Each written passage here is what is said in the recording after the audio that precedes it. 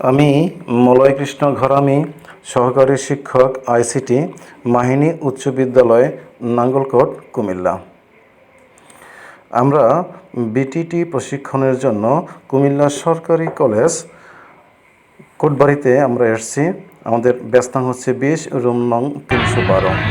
আমাদের 8ম দিনের প্রশিক্ষণে আমাদের ভিডিও এডিটিংয়ের কাজ ছিল, তাই আমরা আজকে সবাই কুমিল্লা কোটবাড়ি ময়নামতি আমরা এখানে সবাই ঘুরতে এসেছি। আমরা বিভিন্ন ধরনের ছবি আমরা